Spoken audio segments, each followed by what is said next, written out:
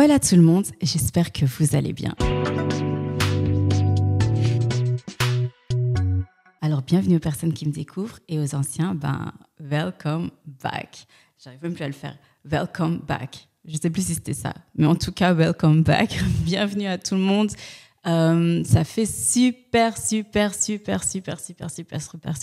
longtemps que je n'ai pas fait de vidéo sur YouTube, que je n'ai pas fait de podcast. Après, je dis podcast, mais c'est la première fois que je fais un podcast. Mais ça fait longtemps que je me suis pas exprimée sur les réseaux de cette manière-là. Ça fait longtemps. Enfin, j'ai tellement de choses à dire et en même temps, j'ai envie que vous découvriez ça petit à petit. Mais en tout cas, ce retour sur les réseaux, le retour sur YouTube, mon débarquement sur les podcasts, je voulais utiliser ça pour vous expliquer un petit peu pourquoi je suis partie. Voilà, ça fait quand même 4 ans que je suis pas là, que je suis plus là, que je suis un peu comme un fantôme sur les réseaux sociaux parce que mon état d'esprit, mon mood, tout ça était pas vraiment OK. J'ai du mal à regarder dans la caméra, ça fait super longtemps, donc désolée si je regarde là-bas, j'ai plus l'habitude.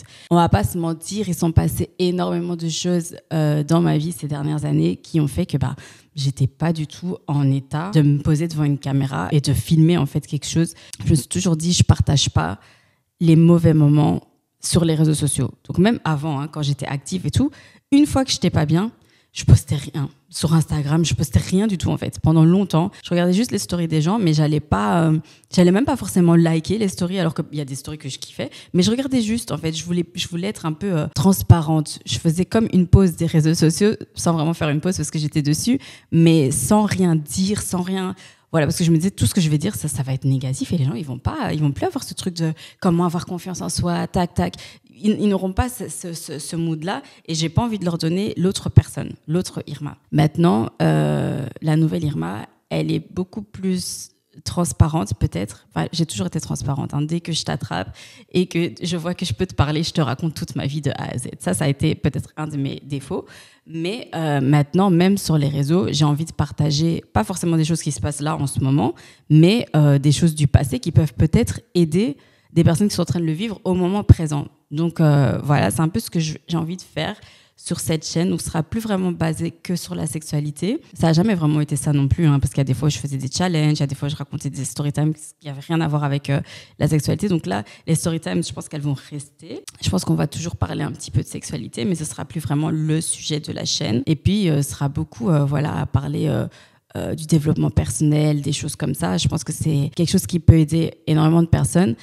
Et donc, le nouveau concept qu'il y aura sur cette chaîne, mais qui sera aussi partagé sur une autre chaîne, je vous en parle tout de suite, ce sera le podcast Blablaton. Ce sera un podcast dans lequel on va blablater, ce sera un podcast dans lequel on va papoter, ce sera un podcast dans lequel on va en fait parler tout simplement comme si on était des copines, comme si on était des copains, de tout et de rien, mais toujours avec ce petit truc de... Voilà... Qu'est-ce qui peut aider d'autres personnes? C'est toujours ça, ce sera vraiment le main focus. Ce sera toujours qu'est-ce qu'on peut dire, qu'est-ce qu'on peut faire pour aider d'autres personnes. Donc, je vais jamais aborder un sujet bateau comme ça. Ce sera toujours des sujets assez profonds qui me toucheront de près ou de loin. Ce sera non seulement sous forme d'écoute, mais aussi, comme vous le voyez sur YouTube, pour que vous puissiez aussi juste regarder quand vous avez le temps. Et sinon, vous pouvez écouter le podcast quand vous êtes en route vers le travail, en route vers l'école, peu importe. La raison pour laquelle j'ai disparu, donc vous l'avez entendu, c'est parce que j'allais pas bien, mais en fait, il y a eu une rupture et ensuite, pour aller mieux, je m'étais dit, je reste sur les réseaux, je reste motivée parce que j'avais eu une baisse de motivation. Bien sûr, quand on vit une rupture, c'est comme un deuil, c'est un deuil en fait, c'est un deuil amoureux. Et donc, j'étais pas bien pendant cette période-là, mais pour aller mieux, je me disais, il faut que je commence à bosser en fait, il faut que je commence à travailler, c'est comme ça que je vais m'en sortir.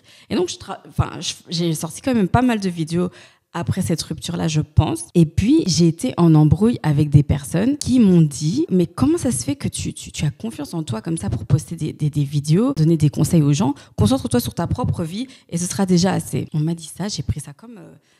une gifle, en fait. Je me suis dit, mais c'est vrai, moi-même, je suis triste, je suis ça, et je suis là sur les réseaux à donner des conseils, à parler et tout. C'est pas OK. Enfin, j'avais totalement oublié ce que j'avais appris pendant ma formation de coach de vie, parce que j'ai fait une formation de coach de vie, j'ai aussi fait la formation de sexothérapie.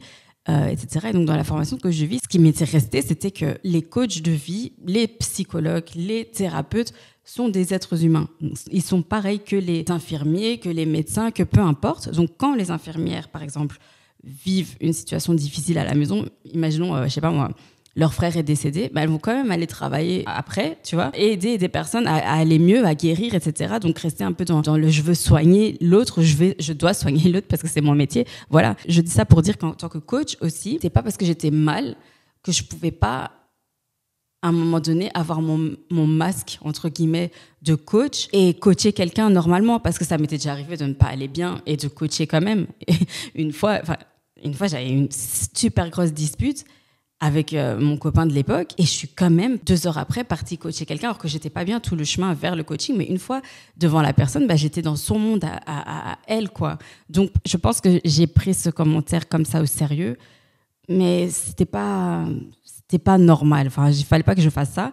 Du coup, j'ai commencé à avoir le syndrome d'imposteur. Ce syndrome d'imposteur de me dire, je suis pas assez bien, ou bien je me prends pour qui, je suis pas une coach de vie, en fait, parce que je ne souris pas H24, parce que tout ça, ce sont des pensées qui sont venues dans ma tête, et j'ai commencé à faire de moins en moins de vidéos. Et puis, j'ai eu ce truc mais en fait, c'est pas eux qui vont décider de ma vie.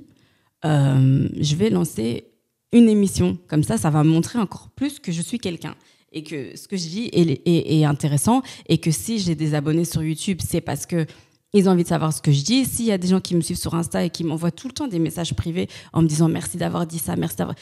c'est qu'il y a une raison. Et donc, je voulais faire une émission. Et j'ai dit que j'allais pas pleurer dans cette vidéo. Je vais pas pleurer non plus. I'm fine. Quand je voulais lancer donc cette émission-là, on a fait une émission zéro, comme on appelle, une émission test. Et donc, je l'ai présentée à un média. Et le chef de là-bas m'a fait comprendre qu'il avait envie de choses avec moi. Et je savais pas comment le prendre. Donc, au début, je faisais celle qui n'avait pas compris. Et puis, la personne était un peu plus insistante à me demander d'aller dormir à l'hôtel, etc. J'ai refusé. Et là a été mon erreur, c'est que j'en ai parlé. Et tout d'un coup, alors que c'était le moment où l'émission était déjà tournée et tout ça, il fallait juste avoir son go. Tout d'un coup, cette personne-là qui m'avait fait ses avances me dit mais attends, on a parlé à des personnes et tout, tu sais quoi, ton émission, elle n'aura pas lieu. Il n'y a rien qui va sortir et tout, voilà. Et puis, il a supprimé ses messages, je crois, d'Instagram. Maintenant, je ne sais plus si j'ai encore les screens. Mais j'étais totalement... En fait, ça m'a détruite parce que je me suis dit... je fais l'effort de revenir, et là on me casse juste parce que j'ai dit que je voulais pas de choses avec toi, et parce que je me suis confiée à quelqu'un par rapport à ça, et je me suis sentie trahie par l'autre personne parce que je lui ai dit c'est un secret, ne dis pas ça. J'ai pas compris pourquoi elle l'a dit à la personne qui m'avait fait des avances, mais en tout cas, en gros, ça m'a découragée de ouf. Moi, j'ai dit c'est bon, je laisse tomber, et de là, je crois que j'ai même plus réussi à faire une vidéo après ça sur YouTube. J'ai totalement arrêté de poster, que ce soit sur les réseaux sociaux, parce que il était partout, quoi. Et je me disais... j'avais juste peur, je sais pas pourquoi. Et en même temps, je me disais, si je reviens sur les réseaux, je vais raconter cette histoire. Et j'allais donner des noms et tout. Et heureusement que j'ai été sage et que j'ai pas donné de noms, parce que ça en vaut pas la peine. Parce qu'aujourd'hui, je suis de retour. Certes, je vais devoir tout recommencer parce que les abonnés, ils étaient là, ça suivait. Mais je suis sûre que là, ma vidéo, elle sera vue par 10 personnes, parce que ça fait tellement longtemps, il faut recréer sa communauté. Je sais pas, sûrement qu'il y a des personnes qui vont se désabonner de mon compte YouTube parce que le sujet aussi change. Mais voilà. En tout cas, il se sont passées des choses dans ces 4 ans-là que je vais aborder dans les podcasts qui vont venir blablaton, ou bien que je raconterai juste en story time, juste normal, comme ça, face cam. Je ne sais pas encore comment je vais le faire. Donc, une des choses dont on va parler, c'est la chose la plus dramatique qui me soit arrivée de toute ma vie. C'est la perte de mon bébé, de ma fille, Kimia. J'ai déjà tourné la vidéo, en toute transparence. Cette vidéo-là, c'est pas la première. J'ai déjà tourné la vidéo avec mon mari, parce que j'allais pas raconter ça seule. Je pense qu'il fallait son point de vue.